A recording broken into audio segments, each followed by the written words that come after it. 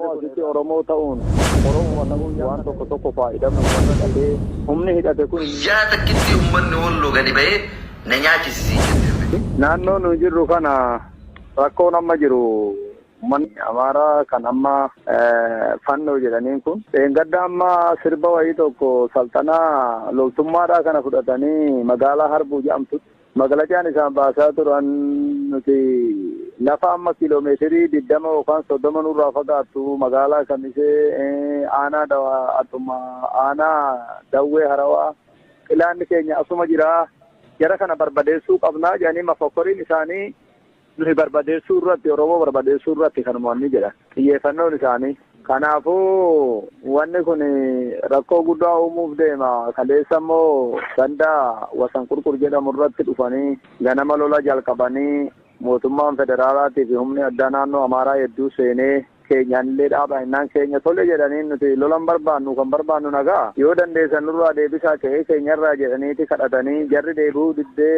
humna addaa naannoo Amaaraallee lukuttee faruma fannoo kana kanallee rukuttee mootummaan suni dadhabee hedduu ba'eeti haala kanatti dhukaasi hamma galgalaa dhukaa oolee gama keenya ganda wasan qurquruu irratti namni sadiitu du'ee booda ka jedhamu tokko irratti immoo waliigalatti asi gara nama 8 du'e kan madaa'e hedduudha. Jarri kun jara biyya diiguuf yookaan mootummaa kana diiguuf deemuutti jiru.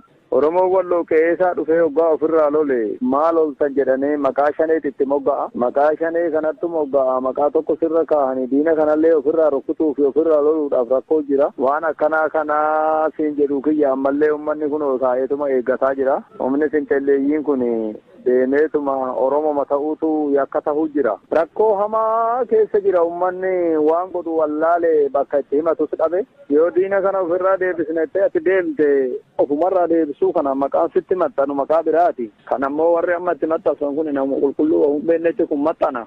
Rakkoo kanatti jira amma. Uummanni yeroo hundaa yoo namni lakki jedhuun jiraates bara hin didan malee jara dide malee keenya birumaa yoo lola kanas barbaade amma suula biraafis hin barbaadu yaaddoo lolaa namni qabu hin jiru. Garuu waggaa wanni tokko humnaa oli ta'ee sitti dhufe ta'ee irratti callisuun barbaachisu.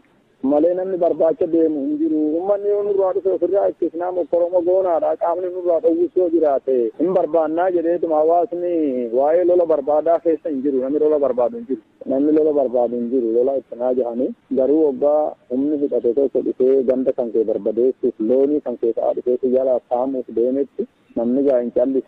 Nani akka fallisaa hin ta'a jedhee kan hin yaade akka kootitti. Uummanni kun horsiisee bulaa qotatee bulaadha.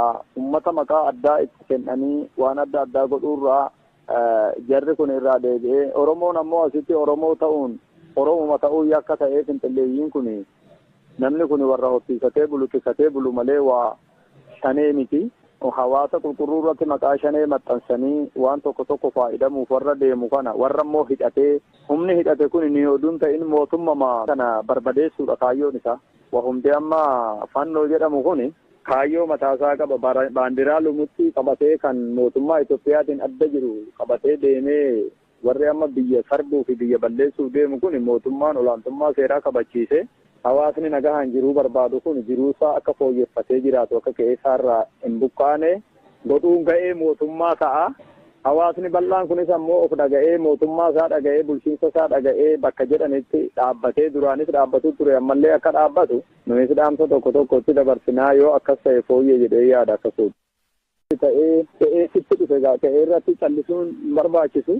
Malee namni barbaacha deemu hin jiru. Uummanni yoo nurraa dhufe ofirraa ittisnaa Oromoo goonaadha. Qaamni nurraa dhowwisuu yoo jiraate hin barbaannaa jedheetuma hawaasni waa'ee lola barbaadaa keessa hin jiru. Namni lola barbaadu hin jiru. Namni lola barbaadu hin jiru. Lola ittinaa jahanii garuu waggaa humni hidhate tokko dhufee ganda kan kee barbadeessuuf loonii kan kee ta'aa dhufee jalaa saamuuf deemetti namni gaa hin callisu. Nani akka fallisaa hin ta'a jedhee kan hin yaade akka kootitti. Uummanni kun horsiisee bulaa qotatee bulaadha. Uummata maqaa addaa itti kennanii waan adda addaa godhuurraa jarri kun irraa deebi'ee Oromoon ammoo asitti Oromoo ta'uun Oromoo ta'uu yakka ta'ee finxelleeyyiin kun namni kun warra horsiisatee bulu tiksatee bulu malee waa shanee miti. Hawaasa qulqulluu irratti maqaa shanee maxxansanii waan tokko faayidamuuf warra deemu kana warra immoo hidhatee humni hidhate kun ni oduun ta'in mootummaa kana barbadeessuudha kaayyoon isaa. wahumti amma fannoo jedhamu kuni kaayyoo mataasaa qaba. Baandiraa lumutti qabatee kan mootummaa Itoophiyaatiin adda jiru qabatee deemee warri amma biyya sarbuu fi biyya balleessuuf deemu kun mootummaan olaantummaa seeraa kabachiise hawaasni nagahaan jiruu barbaadu kun jiruusaa akka fooyyeffatee jiraatu akka qe'eessaarraa hin buqqaane godhuun ga'ee mootummaa ta'a. Hawaasni bal'aan kunis ammoo of dhaga'ee mootummaa isaa dhaga'ee bulchiinsa isaa dhaga'ee bakka jedhanitti dhaabbatee duraanis dhaabbatu ture ammallee akka dhaabbatu nunis dhaamsa tokko tokkotti dabarsinaa yoo akkas ta'e fooyyee jedhee yaada akkasuuti.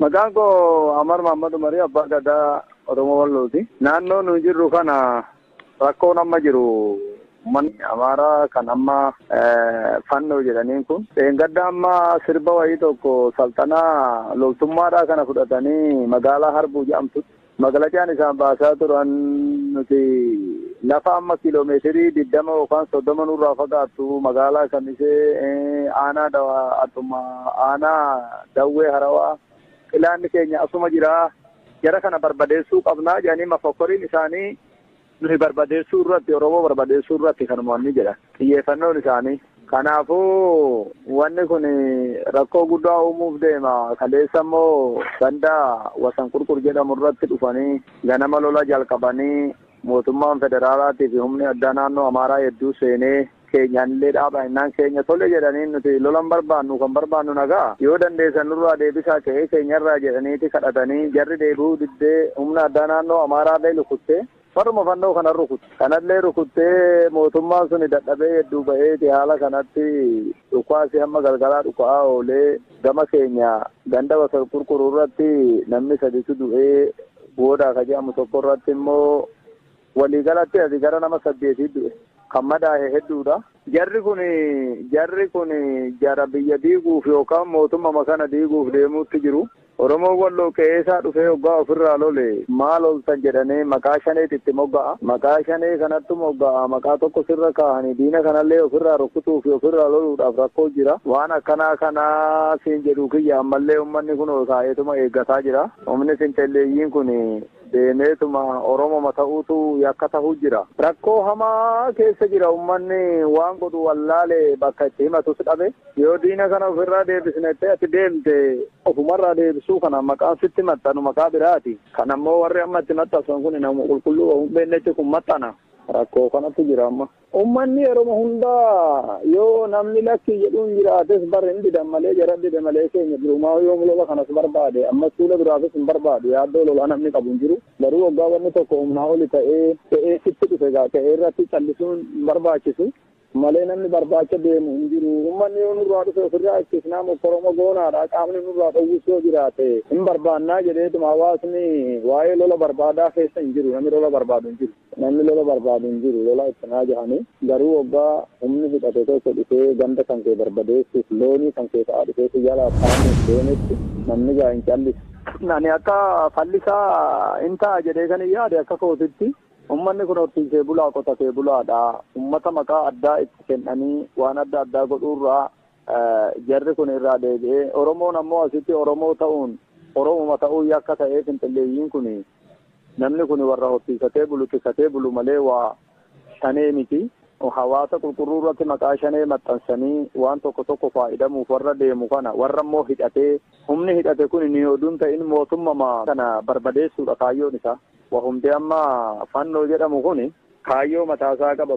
Baandiraa lumutti qabatee kan mootummaa Itoophiyaatiin adda jiru qabatee deemee warri amma biyya sarbuu fi biyya balleessuuf deemu kun mootummaan olaantummaa seeraa kabachiise hawaasni nagahaan jiruu barbaadu kun jiruusaa akka fooyyeffatee jiraatu akka qe'eessaarraa hin buqqaane godhuun ga'ee mootummaa ta'a. Hawaasni bal'aan kunis ammoo of dhaga'ee mootummaa isaa dhaga'ee bulchiinsa isaa dhaga'ee bakka jedhanitti dhaabbatee duraanis dhaabbatu ture ammallee akka dhaabbatu nunis dhaamsa tokko tokkotti dabarsinaa yoo akkas ta'e fooyyee jedhee yaada akkasuuti. Maqaan koo Amar Mahammad Umarii Abbaa Gadaa Oromoo Wallooti. Naannoo nu jirru kana rakkoon amma jiru uummanni Amaaraa kan amma fannoo jedhaniin kun dheengadda amma sirba wayii tokko salxanaa loltummaadhaa kana fudhatanii magaalaa Harbuu jedhamtutti magaalachaan isaan baasaa turan nuti lafa amma kiiloomeetirii 20 yookaan 30 nurraa fagaattu magaalaa Kamisee aanaa Dawwee Harawaa ilaanni keenya asuma jira jara kana barbadeessuu qabnaa jedhanii mafokkoriin isaanii nuyi barbadeessuu irratti Oromoo barbadeessuu irratti kanuma ni jedha xiyyeeffannoon isaanii.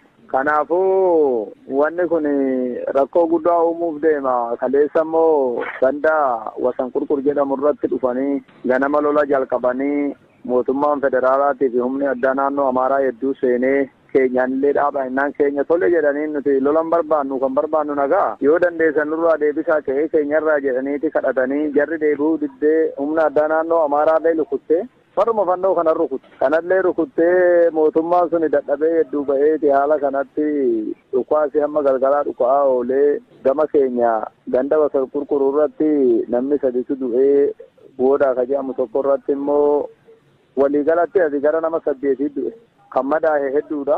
Jarri kun jara biyya diiguuf yookaan mootummaa kana diiguuf deemuutti jiru. Oromoo walloo qe'eesaa dhufee hoggaa ofirraa lole maal oltan jedhanii maqaa shaneetitti mogga'a. Maqaa shanee kanatti mogga'a. Maqaa tokko sirra kaa'anii diina kanallee ofirraa rukutuuf ofirraa loluudhaaf rakkoo jira. Waan akkanaa siin jedhu kiyya ammallee uummanni kun taa'eetuma eeggataa jira. Humni fincelleeyyiin kun deemeetuma Oromoo ta'uutu yakka ta'uu jira. Rakkoo hamaa keessa jira uummanni waan godhu wallaalee bakka itti himatus dhabe. Yoo diina kana ofirraa deebisnettee ati deemte ofumarraa deebisuu kana maqaan sitti maxxanu maqaa biraati. Kan ammoo warri amma itti maxxansan kun nama qulqulluu hin beeknetti kun maxxana.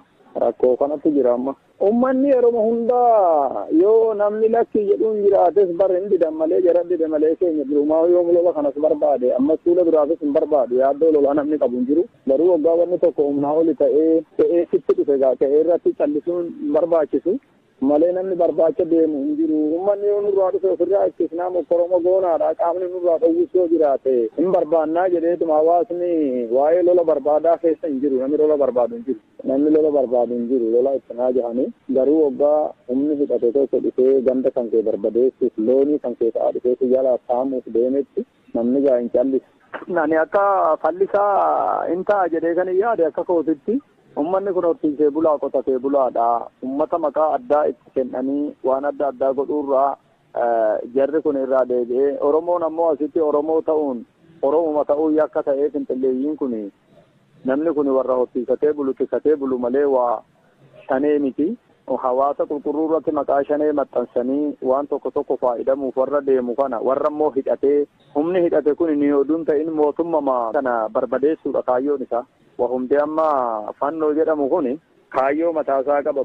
Baandiraa lumutti qabatee kan mootummaa Itoophiyaatiin adda jiru qabatee deemee warri amma biyya sarbuu fi biyya balleessuuf deemu kun mootummaan olaantummaa seeraa kabachiise. Hawaasni nagahaan jiruu barbaadu kun jiruusaa akka fooyyeffatee jiraatu akka qe'eessaarraa hin buqqaane godhuun ga'ee mootummaa ta'a. Hawaasni bal'aan kunis ammoo of dhaga'ee mootummaa isaa dhaga'ee bulchiinsa isaa dhaga'ee bakka jedhanitti dhaabbatee duraanis dhaabbatu ture ammallee akka dhaabbatu nunis dhaamsa tokkotti dabarsinaa yoo akkas ta'e fooyyee jedhee yaada akkasuudha.